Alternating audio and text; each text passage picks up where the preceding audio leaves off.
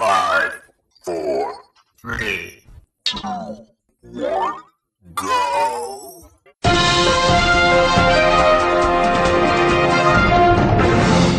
Welcome to Internet News Podcast with Germ and Bug. I know. I was looking at your this Leland Dunham. Oh God, What did she do? she is a fucking pedophile, man. A lesbian pedophile. I swear to God, man. And I I don't know if you want cursing on this or not. I can't help it because I just kind of get in a groove and it just kind of slips out. But she wrote this book. It's okay. She's like a celebrity. Okay, I think she's young too. Yeah. She's got like a successful TV show about lesbians called Girls. She's did like several things. Okay. And she wrote this book. It's her memoir. Okay. And I don't know, when I was growing up, like Charlie Chaplin's biography is one of my favorite books of all time. He wrote that in the last part of his life. I mean, and he wrote his memoirs, his biography. He wrote about his entire life, his whole life experience. Okay. The Steve Jobs biography. It was about his, from his beginnings to his end. Okay, so this Lena bitch, okay, she decides she's famous enough and popular enough, and apparently old enough. She's gonna write a book about herself and how she grew up in her life and how she got famous and how look at me, pat me on the back. But the interesting thing, and I don't mean interesting in a good way. The interesting thing about this book is a large chunk of, and I have not read the book. I don't want to support her in any way to read the book. But from the excerpts I've read, a large portion of this book is about how she molested her younger sister, who's 3 years younger than she is. And no, she was, it was about 7 years younger than she is. And I'm sitting here thinking to myself, okay, if this been a guy, this dude would have been burned at the stake. The pitchforks would be flying. There were no way in hell with somebody, if he was a dude, that he would have gotten away with some of the shit that she did.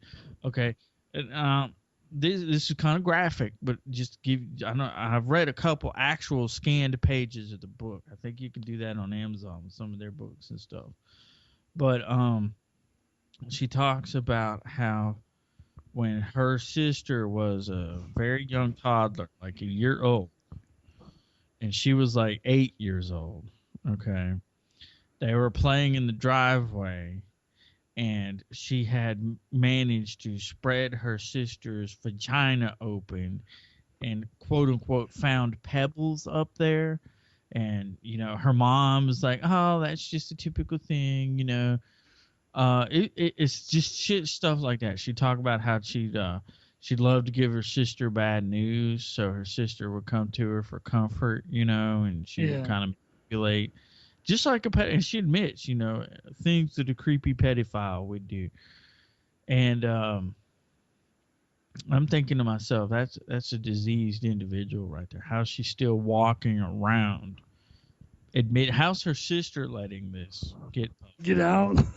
Yeah, I mean, I came across that in the same circles that I get like the face cancer and stuff. I mean, it was in that same realm that I kind of just came to it from the back door into that.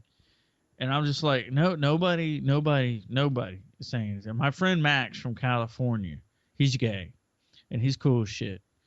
And he's the only person that, when I posted that to Facebook, he's the only one that spoke up and said anything about how vile she was. And I was like, thank you. And he's from the gay community. He's a homosexual. And I remember I always feel bad for this. I was real young. I was like in my early 20s when I met him online. I never met him in person. We kind of met online. And he was like 16. So he's like really a little bit younger than I am. And he sent me a picture of himself, right? And I didn't know what he was getting at. And he goes, "Do you think I look good?" And I said, I don't really care. It's not like we're going to go out or anything. I was just I didn't find out till much later he was gay, so I was like, "Oops, I put one of your numbers there." But he's like, I could talk to him about stuff and just be honest. Sort of like other people we know that are in that community. They don't take themselves too seriously as far as that goes. Yeah. At least I think. Um, you know, I I don't know. I mean, she was just very creepy, and I just couldn't figure out why she's allowed to walk around a free woman. I mean, you know, Oh yeah. and There I was should just be like, something. it's just because she's a Consequences. woman. She's a woman. She's a female lesbian, and it's like accepted. And the conservative side of me is like, okay, that's why we don't need to condone this kind of behavior. Yeah. This is the end result of the perversion aspect. Me personally, I don't care if somebody's gay or not. I mean, just don't expect preferential treatment. You know, don't take my rights away so you can gain some rights. And that's kind of all I have to say about that. Yeah, and I had and my headphones are cutting in and out. Give me 1 second here, and I will try to sort out what the hell's going on. Can you hear me? Okay, you're really faint. Okay. Let me turn my stuff up. Yeah, I can hear you now. You're good. I don't know what happened there. It's just you were talking, and then boom. And I was like, "We're about to talk to myself here." We could probably edit that out if we need to. Yeah. Or do like I do, just say, fuck it, I messed up. Here it is. Yeah. Broadcasting live to the Well, now you're like far away. Yeah, I did that on purpose. That Okay. was one of my promos Oh. I recorded. I was proud of. I did it like 6 times over and over again. Did you do it in Audacity? Yeah, I sure did. Yeah, it was fun. Okay. I'll play the other one. You are listening to Monocast. Pretty loud there, yeah. Yeah, I was having fun with that. It has nothing to do with this podcast, but I might do some promos for this one too as well. Okay. I don't know. Depends. I'm gonna be busy tomorrow. I gotta scurry some things around my clock. John saw the shit that I was bringing home today. Yeah. I've been playing it down. Part of me is like, it's gonna be hard to tell him because he doesn't want me to fail. Yeah. But the other, and plus, I don't want somebody tipping off Mrs. Jones by accident. So he saw all the stuff I was saying. He was, "This isn't all for Marie, is it?" I said, "Oh no." I said, "I'm taking some more stuff home. I'm just decluttering." And really, that's the truth. I'm clearing it out. He goes, "Where are you going to put all this?" I said, "All the computers and stuff are going to my closet." And he looks and he counts the monitors and the computers, and he goes, "You took all those Dells you got from Marie home too." He goes, "Where'd you put those?" I said, "They're in my closet." And he's like, "Scott, I have to ask you, exactly how big is your closet?" I said, "It's pretty big. It's a small bedroom." So you didn't tell him you're gonna? Not yet. I figure what I'm gonna do. He is taking Thanksgiving week off. Hold on, John taking Thanksgiving week off? Yeah, he and Austin are gonna go up and see Austin's brother and John's mom, Austin's grandmother. Okay. He's from North Carolina originally. Yeah. So he always asks me about how April's doing and everything because she's up there and he knows that area and everything. And so I figure what I'm going to do is if I can stretch it that long and be prepared by then. Um, what I'd like to do is just take the time when he's off. If I can wait that long, just disappear while he's gone. So just have him show up Monday and be like, "What the fuck?" Oh, and then just He be mail calling you, bugging you. and just mail the key to Mrs. Jones and Yeah. be done with it. I just cannot stand the principle of the matter. I mean, I'm going to get locked into a year contract that she can sue me for breaking, and I don't see business coming in. I've got two computers that I got done. I got two computers in, and one day I got them both done. And the other one, I'm just stretching it along just because I want to act like I'm doing something, Yeah. Um, and I don't see. I'm getting calls. I'm getting calls. Hey, how much you charge for this? Where you located? But those people aren't coming in. I don't count them until they walk through the door, and they're not Yeah. walking through the door. So, um, my mom's been really positive. She's, she knows how hard I work to get where I'm at, and I just keep telling everybody, it's like I don't look at this as a failure. I look at this as an opportunity for another chapter and to do something different. Get away from computers entirely. Maybe not even do this, anymore. I mean, for my own stuff, but oh fuck, George, really? Just totally bust this all to hell. Okay, I'm definitely gonna have to edit that loud ass shit out. Um, just let me send him a message real quick. But I've been doing this 20 years, and ever since high school, and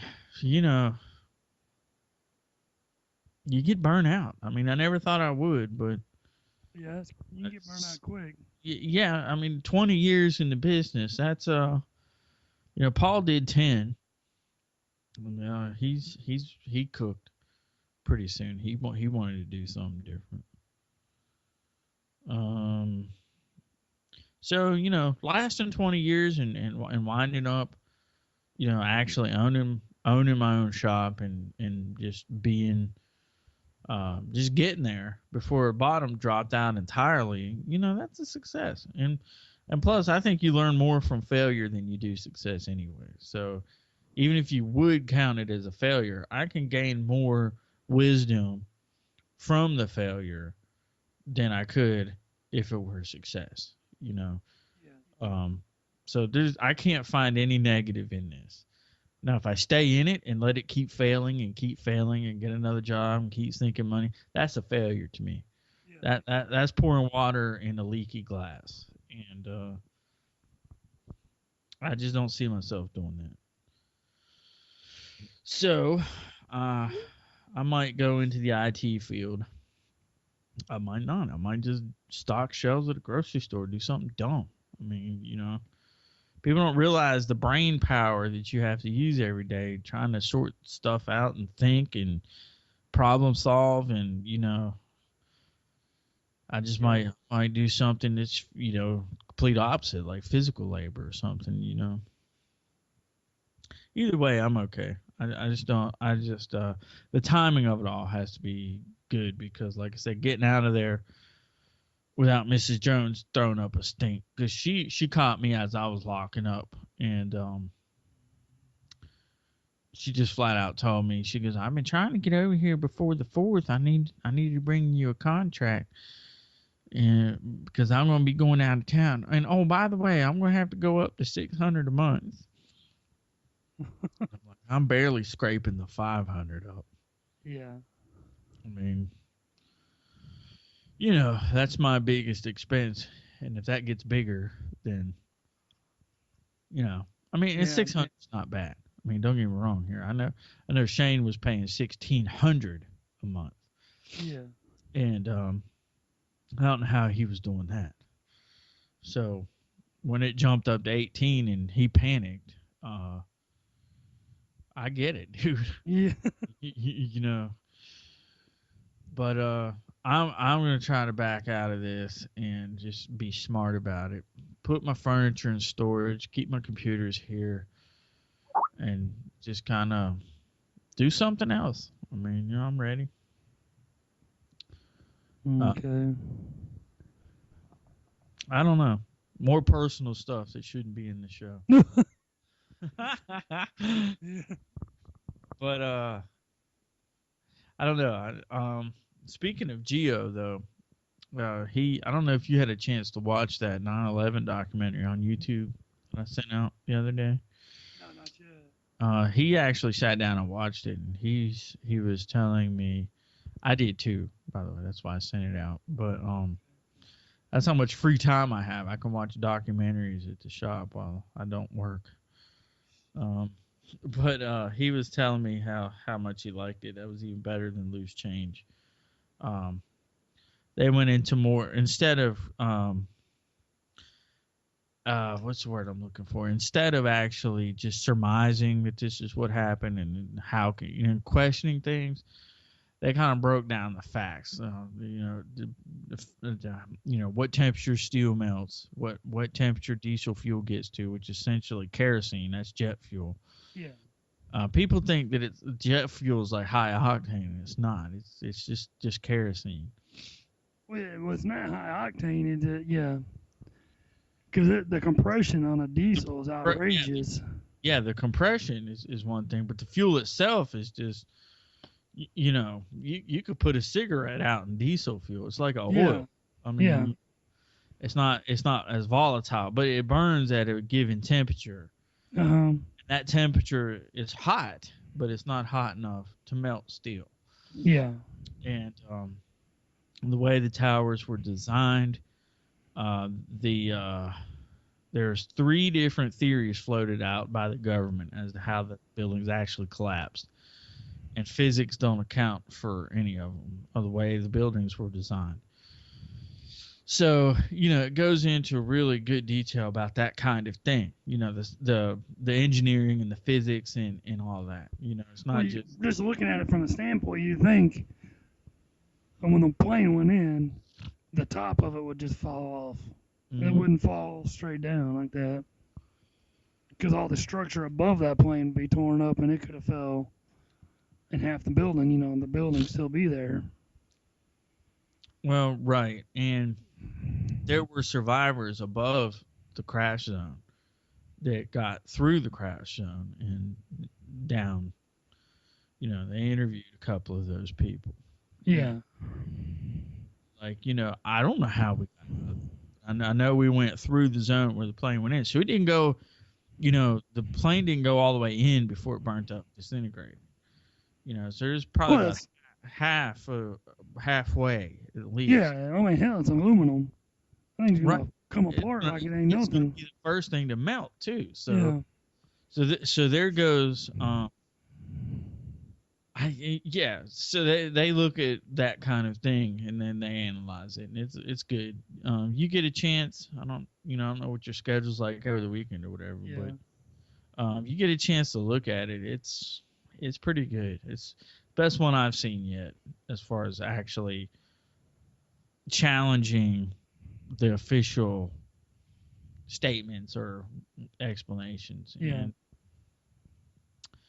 I think based on what I'm leaning more towards the government knew that it happened and just let it happen. I don't think they actually pulled the trigger per se. They kind of got intel that this is the plan that's going to be executed. Pay attention to it, and you know, we'll make preparations when it goes down. You know, that's kind of my working theory on the whole thing, because from the very get-go, I suspected that the government did it. You know, the government just planned it, executed it, whatever. But I think, how would you find that guy's passport? You know, nothing wrong with it after he ran the plane into the tower.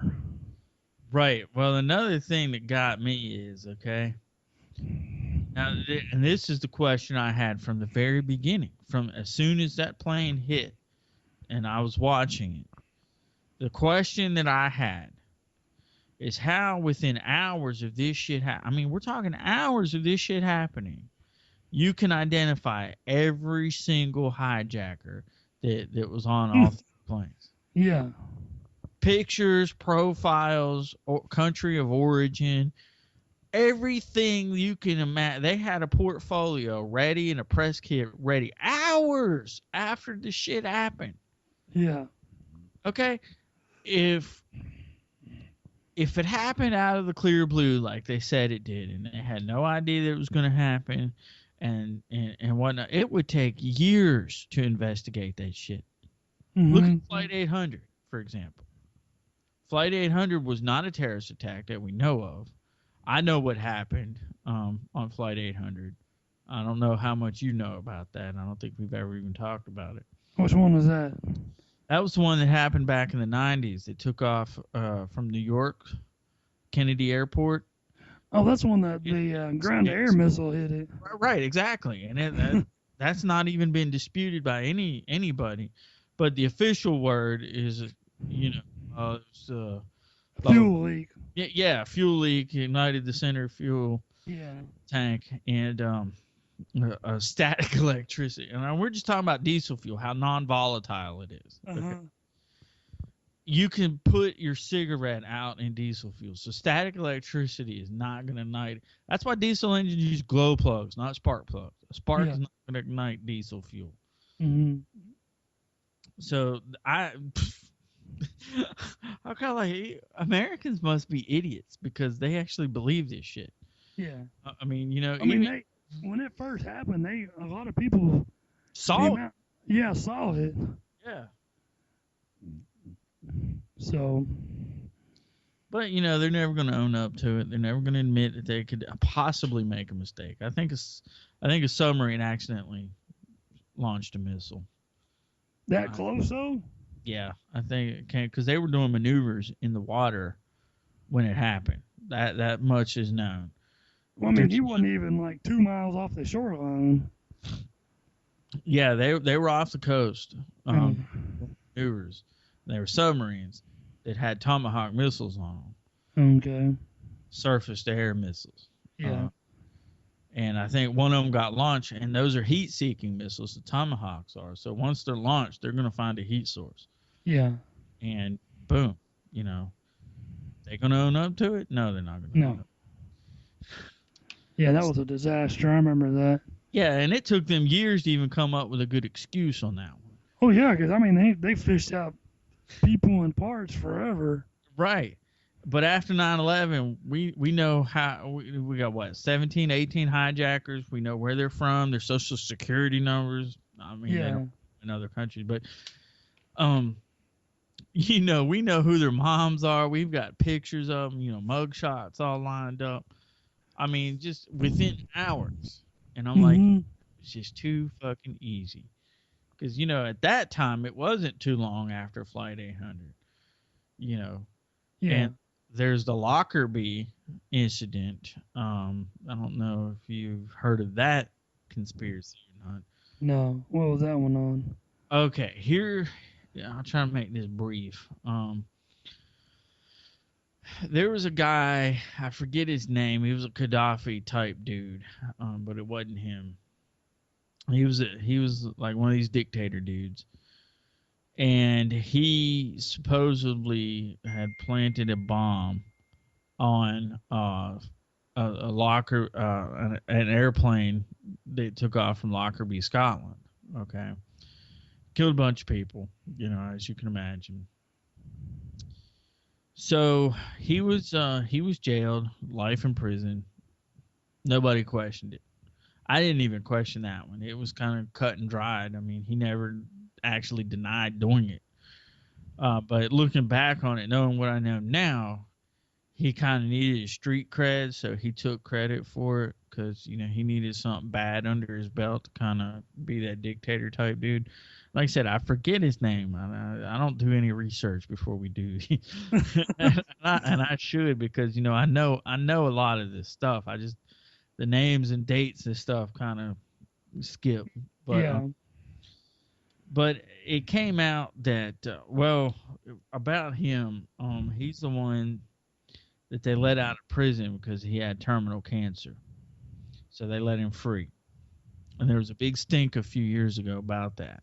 You shouldn't let him free. He killed all these people and blah blah blah blah. Mm-hmm. And I'm like, he's gonna die anyway. He's met his fate. Who cares where he dies? That's kind of my opinion. But Yeah. by that time, I was starting to question the legitimacy. That it's too easy to explain. Okay, and the fact that he's admitting to it, he's either getting paid by the CIA.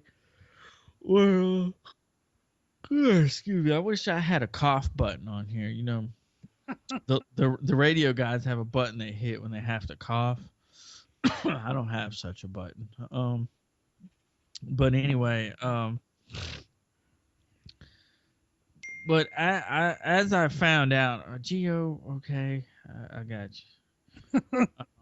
As I found out, that was a CIA operation. I don't know the motive of it.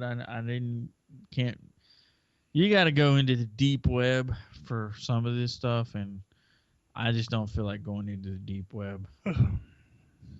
You got to bust out Tor, get special browsers and stuff, and it's just too much trouble. Yeah. But as this show progresses, though, as we get further on down, I will obsess over some of the stuff and probably go ahead and go down that rabbit hole. It's going to consume vast quantities of my life, Yeah. See, it'd be fun. It's gonna be. I need to start doing my research and getting some more ideas. Well, it's like, and the surprising thing to me is, I can come out from left field with some shit, like the plane that disappeared. How we were talking, the Malaysia flight M370 or whatever. I don't think that thing crashed at all. And I said I didn't. at the very beginning, It's in Pakistan. Yeah, a plane just does not disappear out of thin air like that. I'm sorry, So my mom's like, "What are you talking about?" I said, "Mom, look, man, I know you back in your day, you can believe the news anchors and stuff because they were honest and they have ethics and whatnot. But now they're just shills for the government. I don't care what Fox News or MSN, they're just shills." And she goes, "What is a shill?" And I said, "Okay, a pawn, you know." Yeah. And so she's like, "Well, what do you think happened?" I was like, "Well, I think the plane got hijacked. They cut the oxygen off, everything except the cabin, killed the passengers, dumped the bodies over the ocean, and the plane's probably somewhere in the Middle East somewhere. They're probably using it as a terrorist training plane, and when they get done with the plane, they'll probably use it as some kind of live missile of some kind." Yeah. I mean, can you imagine an empty passenger plane? How many explosives you can throw on that thing? Oh yeah. Whatever it hits, it's gone, man. You think 9/11 is bad? Just one of those type planes, and if they perfect it, then any random plane could get hit or hijacked or whatever. Or if they figure out how to stick missiles and stuff on it. Weaponize it. Yeah. Yeah. Even that. I mean, the military does it all the time. Yeah. All you gotta do is just, and I think it's kind of fascinating. I've always wanted to be a pilot. Never finished my flight training, but I look back on the history of aircraft, and one of the first things that we did was figured out how to put guns. Yeah. We got up in the air. It's like, okay, how can we use this as a weapon? Like, dropping grenades from airplanes in World War I, Yeah. It's like... Well, they started that with the balloons. Oh, yeah. As soon as we get up... Yeah, when they throw the grenade down. Okay, yeah, let's... how can we kill folks from this? I mean, and that I don't know if that's just human nature or what. I can go down that rabbit hole too, from a psychological standpoint of why humans like to kill each other. But I don't think we have time for that. I don't know if you want to sleep through that or not, but I've studied psychology over the years, off and on. Just kind of my personality. I'm introverted, so I'm not really an outgoing people kind of person, and everybody thinks there's something wrong with me. So as I'm trying to understand, is there something wrong? I was just talking to my mom about it tonight, and she said, well, when you were a kid, you were very withdrawn, you're very hard to reach. And I said, well, all you had to do was ask me. I mean, I knew. She goes, no, you were very inward. You weren't very open about anything. And so I kind of I kind of accepted that over the years. And some people are extroverts. Most people, it's like left-handed. Most people are right-handed. But the left-handed people have to put up with shit, like writing on notebook paper backwards and getting ink all over their hand, like I do. Scissors are hard to cut with because you either got to flip them over or figure out how to use your right hand. But there are left-handed people, and just with introvert and extroverted people, most people are extroverted. And there are a few people that are introverted, and I just so happen to be one of those people, and that's just a personality type, And I learned a long time ago, there's nothing wrong with me. It's just how I'm wired, and in that process, I started studying behavior and all that good stuff. I know what you're thinking. It's like, I want to do this, man. I don't know. Oh my shit. Oh no. So, another thing, I was listening to a radio show today. Mm. They were talking about the death penalty. Okay, go for it. How we leave leave people on the death row for like 25 years. Right. When they know they did it, why don't we just kill them off and get done with it instead of wasting taxpayers' money? Okay. I don't believe in the death penalty. And here's why. There's been too many people discovered innocent that were saved in the nick of time before they were executed. And it's still happening with DNA evidence and, lie detectors, even though they're not admissible and they're not foolproof. In this day and age, my headphones are giving me a fit. In this day and age, we know pretty much guaranteed that somebody's innocent or guilty. But there are slips and cracks in the system, and some innocent people still wind up getting accused of something. There's a story, I watched a documentary about Texas's death row. I'll try to dig it up and send it to you because it's rather fast. They don't care. No, they don't care. They'll do it 2 or 3 of them in a row and get it over with. Right. And the fascinating thing is they interviewed 3 death row inmates that were on the verge of being executed. Just like you said, 3 at a time, right? Yeah.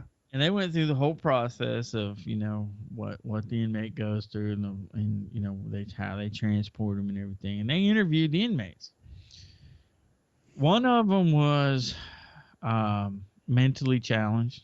I'll go ahead and be politically incorrect and say he was retarded. And that doesn't make, that doesn't make people who are mentally challenged, I'm not using that word in a derogatory way. The word retarded means slow. And, to retard or advance in the automotive world, your timing and all that. Retard means slow. And that's the context I'm using that word. I'm not being offensive when I say that. It's a descriptive term. I'm just going to throw that out there because I know when this goes public, somebody's going to give me shit about it. But one guy was retarded. The other guy was a psychopath, just needed to go.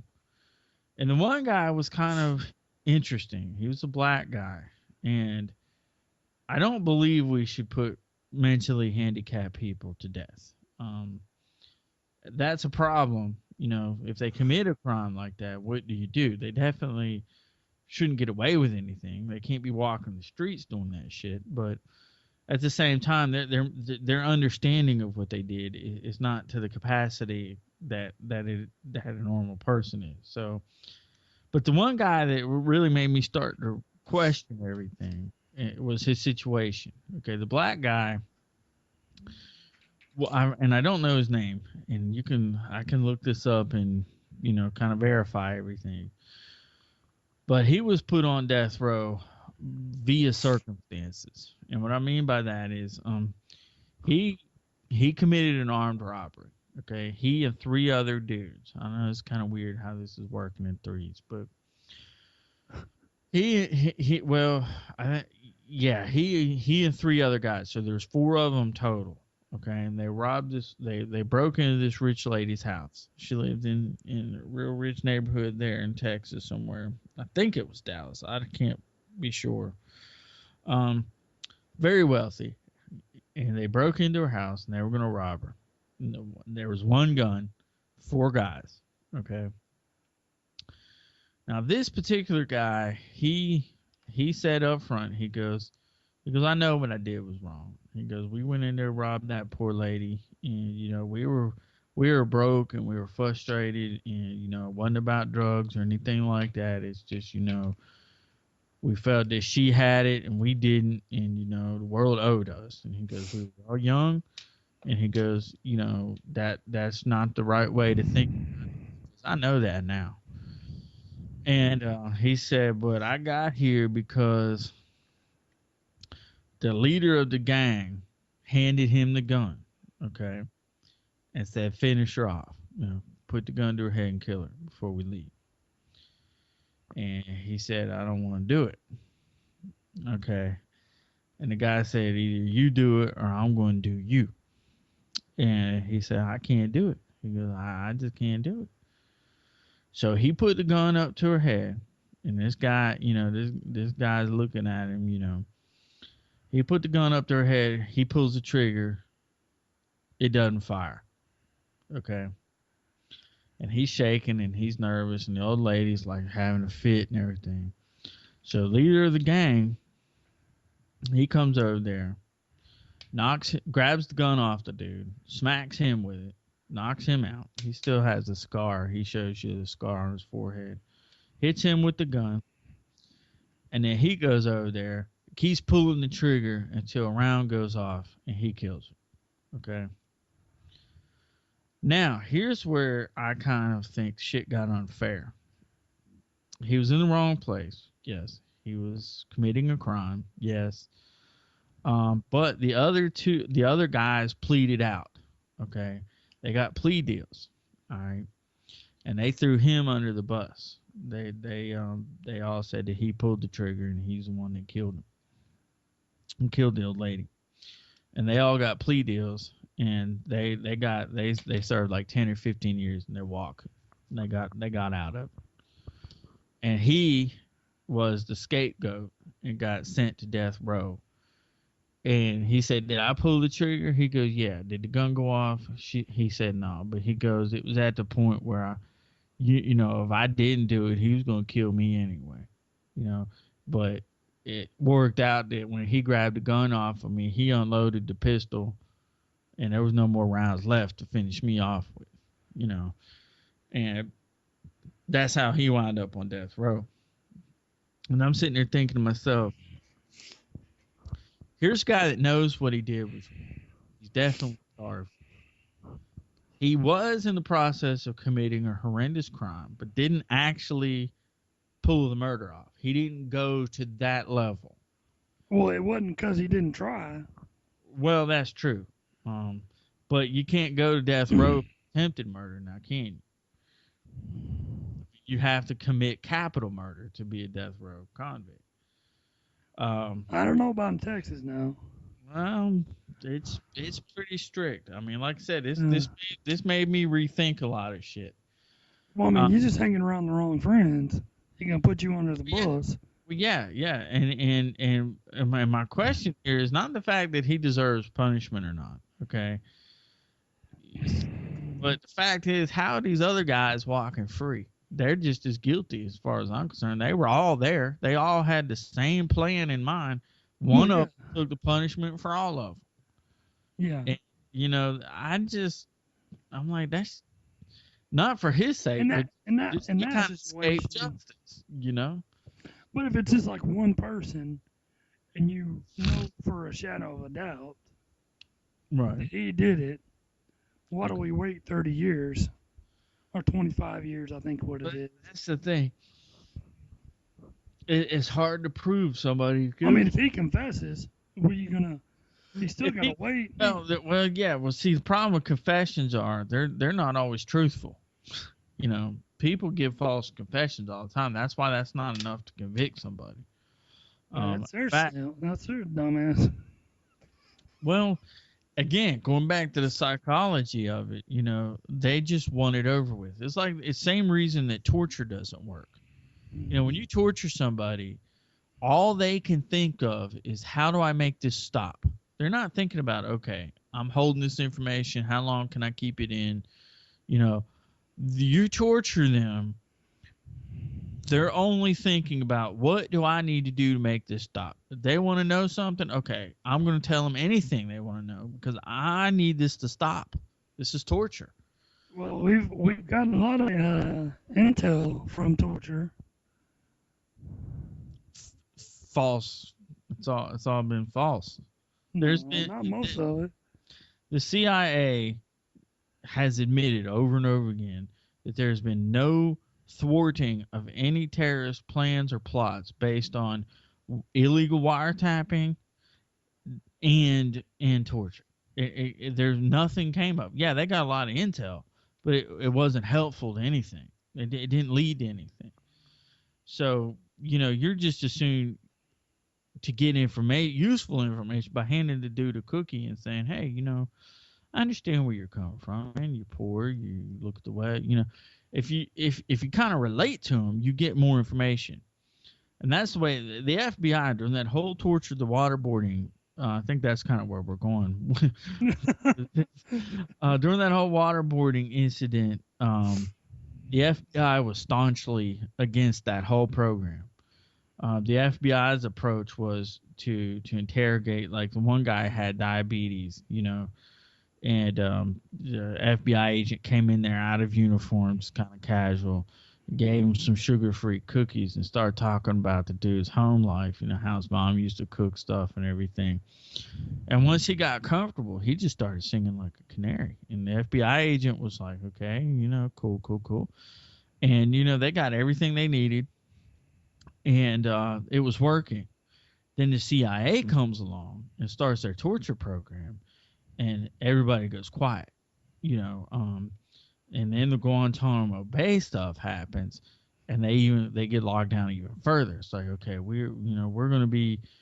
this is going to be a flagship as to why we hate the West. Okay, and instead of proving them wrong and saying, hey, we're not who you think we are, we gave them an anchor to point to and a beacon to point to and say, hey, they torture us, they hate us, they keep us locked up and humiliate us. And it's we can say the same thing though. we can It say goes both ways. it does, but who started it? They did. Who trained who trained bin Laden?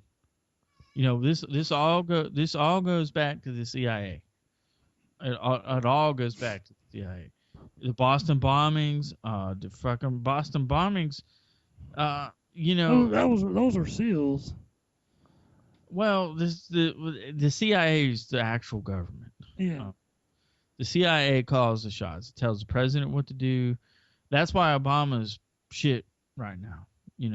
His first term, he thought he can go in there and really hope and change and all this, and then the CIA takes him to the side. No, you work for us, and here's what you do: you distract the people, and we just do things as we do them, and you just chill, okay? And if you want reelected and you want to survive, because we can kill you. We will. We've done it before. If you want to continue being alive and being president, you just kind of do what we want you to do, and everything will just be fine. You just smile and wave at the good folks, and you keep the shit pot stirring between the Republicans and the Democrats. Keep that argument going. Keep them good and distracted. Pop off at the mouth once in a while to get everybody riled up. And we'll just work in the background. We'll get our opium from Afghanistan. We'll process it in Mexico. And we'll ship it up in here. We'll make all kinds of money. And you just do what you're told. And I think that's kind of what happened. He kind of got a rude awakening once he actually got into office and realized that he had no power. And, that he had no effective change. Because you don't know that that's what's going on until you're actually there and you have a conversation. He and the director of the CIA, his first term, they were publicly battling each other. And, I think the CIA kind of showed him what's up, and then he's been kind of, one thing I voted for Barack on was the fact that he came up from South Side Chicago, and I figured he'd be tougher than he is, And I'm like, he's just not tough. And I think the Republicans have a very good point when they talk about his leadership. That's one thing that they throw out there that I do think is credible. I mean, he does lack leadership. But let's ask ourselves, why does he lack leadership? George Bush was following the program, okay? He sent us over there to Iraq. He got the things going. And the CIA said, look, all we care about is the opium. You can make whatever you want off the oil. We're not interested in the oil fields. We're not interested in the oil industry at all. You do what you want to with that. We want the opium, the poppy farms and what. So George Bush was playing ball, and he went right along with it, hook, line, and sinker. He made a shit ton of money. Cheney made a shit ton of money. And the CIA was doing business as usual. And anybody I've ever talked to in the military that served in Afghanistan, and I know we think he's crazy and everything, but Ryan is actually a veteran. And he served in Afghanistan. And he was the first of several people to come forward to me personally. Now, normally I would write off anything that Ryan says as bullshit, okay? That's just the kind of person he is. He's just a bullshitter. He'd have you believe anything. I don't know if you've ever met him or not. Yeah, I have. Yeah. Crazy dude. Yeah. He's the one that got lost in the woods for a week. Yeah. Him. Right during the tornado shit. Yeah. But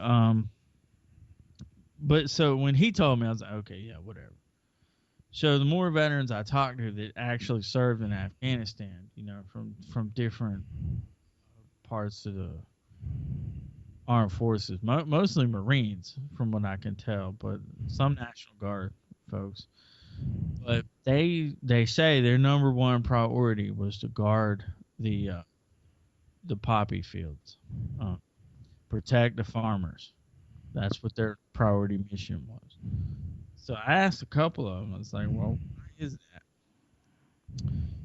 And they said, well, everything in the military is a need-to-know basis. And he goes, you can speculate all you want to, but our orders were guard the farms, guard the poppy fields.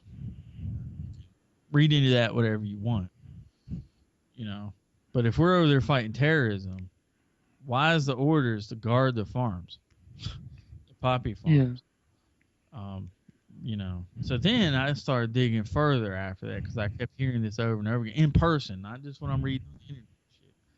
Shit. Customer would come in, somebody I'd run into, and so I started looking into this shit. I started asking questions and trying to figure out what's going on. So that's when I realized what was going on. is actually the CIA that started the cartel wars down there in Mexico. And what they do is they bring in the opium, they bring in the opium from the poppy fields from Afghanistan. They bring it in through the military vehicles, mostly their cargo planes and whatnot. They bring it into Mexico, and then they refine it into heroin, and then it gets moved north across the border into the U.S. And they're making a shit ton of money. And I even discovered that one of the things that Reagan had set up was called the World Monetary Fund. Okay. He never actually outlined where the money was to come from to fund the World Monetary. But that's where the CIA funnels their money. They use that to funnel their drug money and to fund their operations and make themselves rich. And it's all, it all goes back to the CIA. They're actually running the show. Yeah. That at least that's what I come from. And when I go down a rabbit hole, that's usually, that took several years to put that all together. And I can get sources and all that stuff. If you need proof, I mean, I don't need proof. If you need it, I can go get sources and whatnot. I can't get signed affidavits or anything, but it all comes together. And one of the things I like about No Agenda, and they don't do this so much anymore, but they kind of look at everything and say, okay, this is what they're saying, this is what they're telling you, this is why, this is what they're really up to, from a behind the scenes kind of perspective, because they're both in. Adam Curry was in broadcasting, was in the media, and Dvorak is a journalist. Yeah, I put myself to sleep here, man. I'm sorry. It's time for bed. I don't know. I had a long week.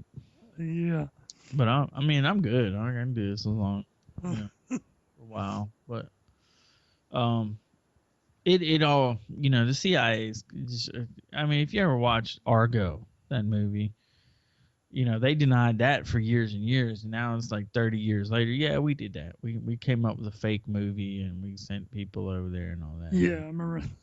And it's like, if they can do something like that, and that's a pretty big operation, pull that off.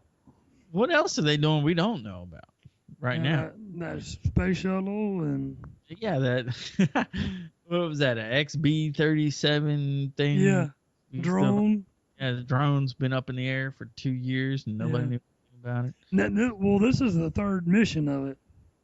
Oh, so it's been up there. The first mission was 6 months. Okay. Then the next mission was a year. Okay. And this one. So who knows what it's been doing? Who knows? If it has nuclear nukes up there, they can shoot off. That'd be too easy. There's easier ways to do it. I think you can put a nuke on a satellite and just have it up there indefinitely if you needed to. Yeah. To do that, I think it's fascinating that. Well, you remember that old, not old, that movie with Clint Eastwood? They were astronauts. Foxfire. No. No. Cowboys or something. Space Cowboys. Yeah. Yeah, I think that. We sold our technology to the Russians, and they sent a satellite up there, and they didn't have nobody to fix it, and it was falling to Earth. Mm-hmm. So we had to send our guys up there, and it's a satellite with a nuke on it. Yeah. Up there. I don't think I've seen that movie. Yeah, it's pretty good. Is it Oh yeah, okay. I've heard of it.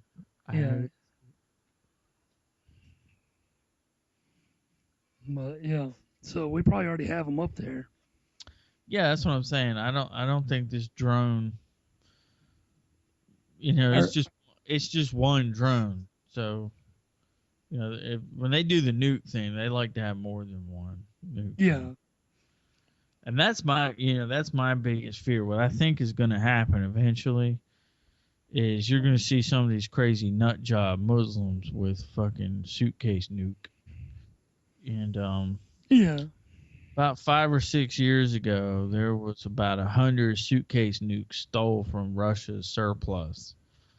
They still have no clue where the hell they went. I think when Russia's economy slipped, They sold them. they sold them to the black market. You know, who needs to steal a plane when you got a suitcase that can blow up half a city? Yeah. Well, what do you think about the Russians coming over on NATO territory, flying their They're doing just what Russia does. I mean, Russia doesn't give a shit about us. I mean, it's kind of like when Russia does something like that, it's just like some dude in the gym flexing his muscles. You know, it's like, you know, I've got big muscles and I can whoop your ass, but you know, I'm too busy trying to take over Ukraine right now. And Putin is ex-KGB. He is blatantly a homosexual. He's got that going on. I think when I talked, is that you we were talking about? Yeah, the long-legged Mac Daddy. Yeah. Is too. Yeah. Well, whether Obama's gay or not, I you know that he's got bigger issues as far as that goes. And I think whoever's president works for the CIA. Yeah. You know, this voting thing, you know, going and voting in Congress and the presidency, that's all just to keep us. It's a pacifier, you know. Yeah. It's all just to keep us busy and thinking that we are in control. Well, we learned at the second term of Bush, and then the second term of Obama. We learned that the voting doesn't do anything. No, it doesn't. Because who the heck was it? Obama was going against the second term. Mitt Romney. Yeah, when he wins all the states, but like 2 or 3, but they have more electoral votes. That don't make no sense. So then you know it's a fraud. Well, I took when I was in high school, I had my last couple years. I had some very basic classes because I had failed 1 year of high school. So actually, I've got 5 years of high school under my belt. I'm not proud of it, but you slacker. Yeah, but what that allowed me to do was I failed gym, so do what? I failed gym. Oh, I do too. But but what that allowed me to do was when I decided to bust my ass, I you know, you've met my dad. Can you imagine me coming home saying I'm going to drop out of school? Yeah. That's not an option. So I'm not going to repeat another year of high school and make this a 4-year endeavor, a 6-year endeavor. So I started busting my ass, and I did good for the rest of my high school career, if you want to call it that. And by the time I hit my senior year, I had most of the credits I needed to graduate. So, but I had like 1 or 2 that I had to take to finish the year. So I was able to take home economics, but economics and student government and student law. It's things that I was actually interested in. And in economics, or student government rather, or no, just in government in general, it was one class, one semester was government, one semester was, these headphones are driving me nuts. One, there we go. I figured it out. Okay. Hey, much better. Okay. All right, I think there's a short somewhere in the jack end of these headphones. They're like 40 Okay. years old. Um, the but the government aspect of it, and we were taught how the voting process works. I was getting to a point, and this is it. The voting process, we learned about the electoral college and everything. So that was one. I was one of those students that teachers hated because I questioned everything, and so I started questioning this electoral college thing, and I'm like, okay, shouldn't the popular vote be enough to get somebody elected? I mean, isn't it a democracy? It's like an auction. The highest bidder wins. You know. What does this electoral college really mean? And why is it called a college anyway?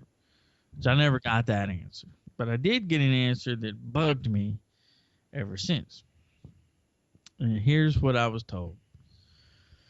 The Electoral College was set up by the Founding Fathers because of the fear that the mass populace would not be educated enough to make a decidedly intellectual voting decision.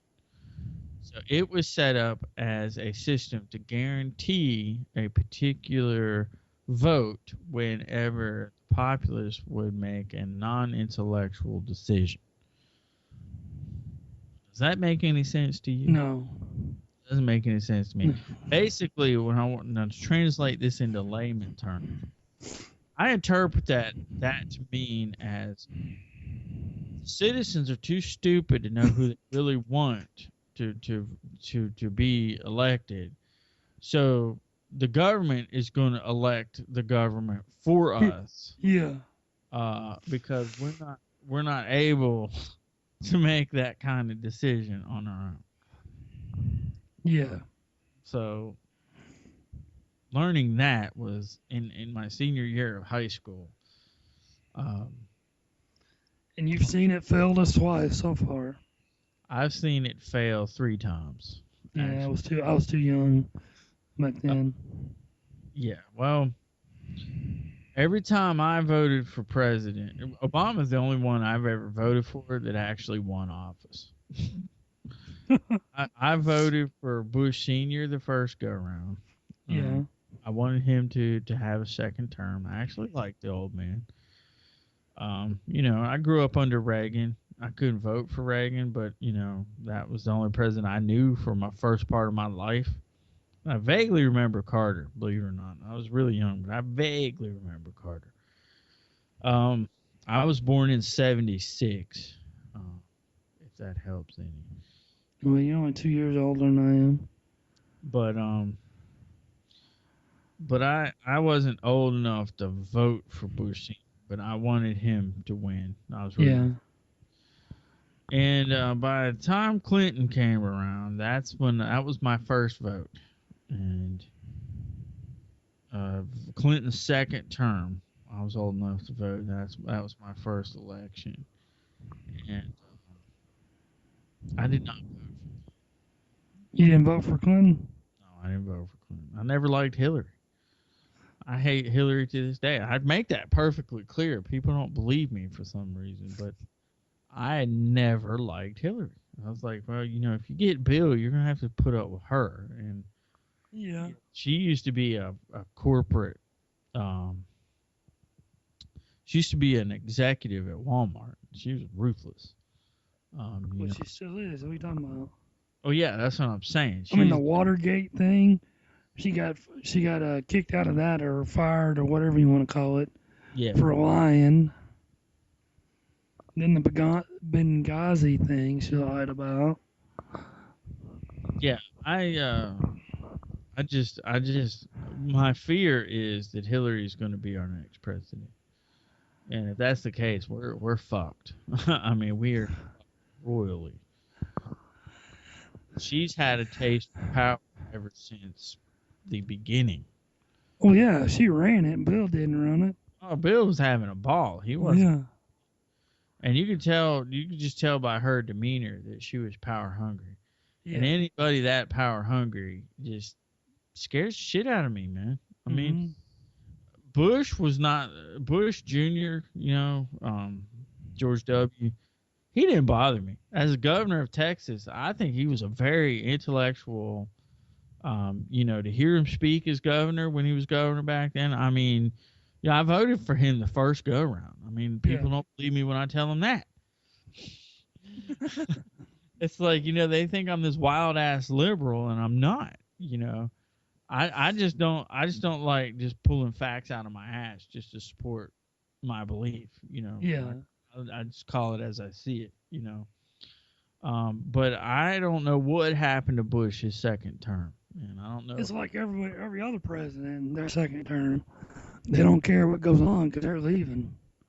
I guess so. I didn't want to believe that with Bush, but he was just a dumbass, man. He couldn't talk. He just lost all sense. And I mean, he wasn't always like that. When he was governor of Texas. I lived there when he was governor. He was really the person I was rooting for president. I mean, he shit together.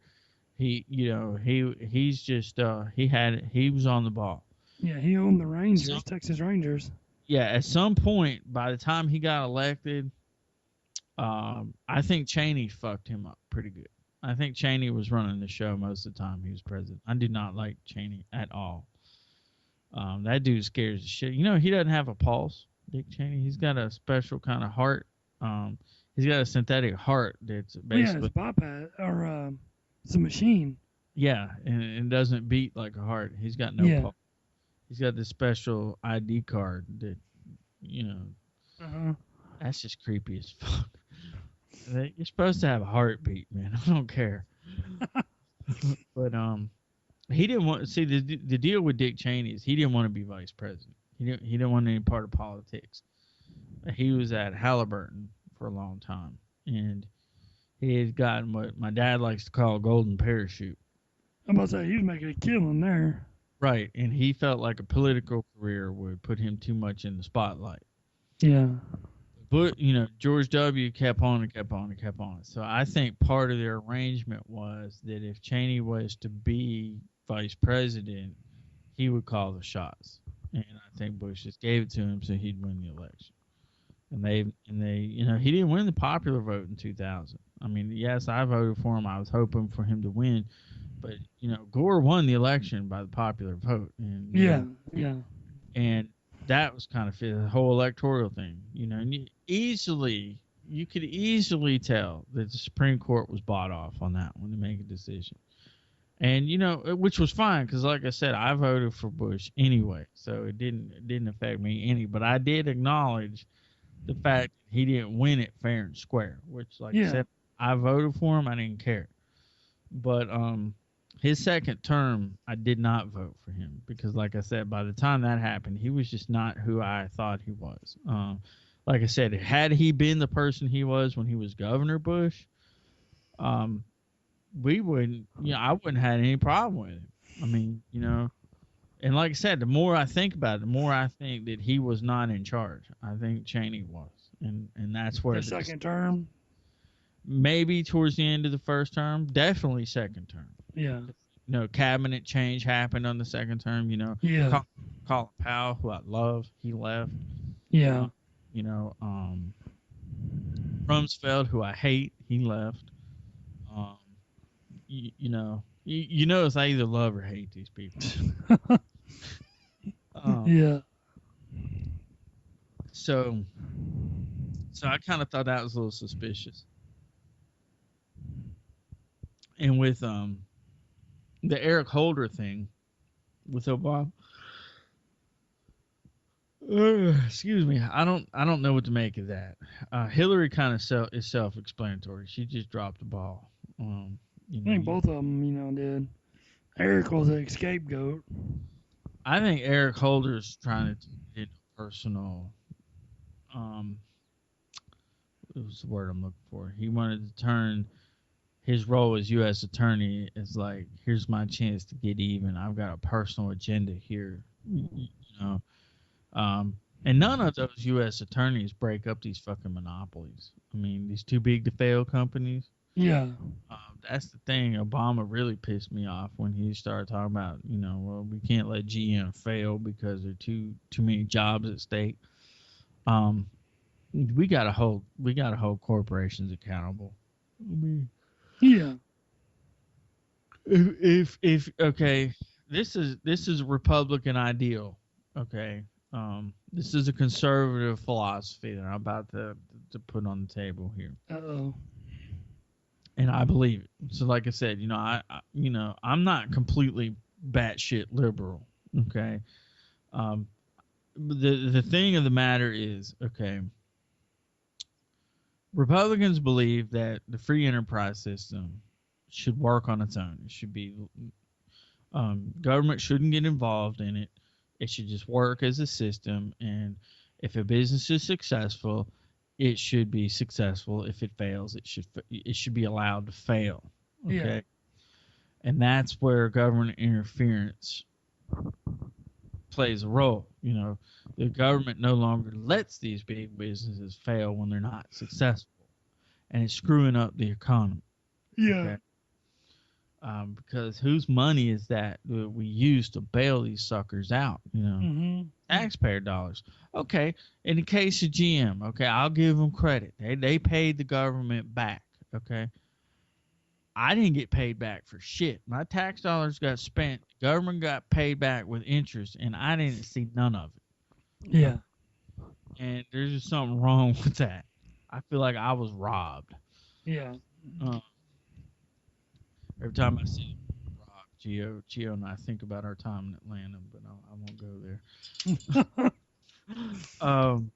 But so that's a Republican philosophy that I believe in. There should be regulation. I don't believe it should just be totally helter skelter. But if a business is failing, let it fail. I mean, it is not a successful business. Like my business, I recognize that it's failing, not because of anything I did. It's there's no more market there to sustain it. So I'm not going to try to prop it up anymore. I'm not going to go get a personal loan to bail myself out. I'm allowing this business to go away because it should. There's no business there to sustain itself, and that these big corporations like GM, in this example, should be allowed to fail. Are there 40,000 jobs at stake? Yes, and that's unfortunate, but that's not my fault as Joe, taxpayer. That's GM's fault not managing their business properly. Yeah, true. And I don't know. It's just stuff like that. It seems very clear to me should happen, but it doesn't happen. So then you got to ask yourself, okay, well, why did that? Why did the government prop up GM? Well, it was a money grab for them. It was investment. Yeah. They can give GM some money, bail them out. Okay, they have to pay an interest rate on that loan, and then when GM pays them back, they make a profit.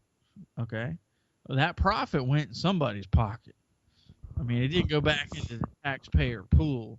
We didn't get a chunk of that on our tax returns. You didn't get a bump on your disability and your Social Security. We didn't see it, and it was our money that went over.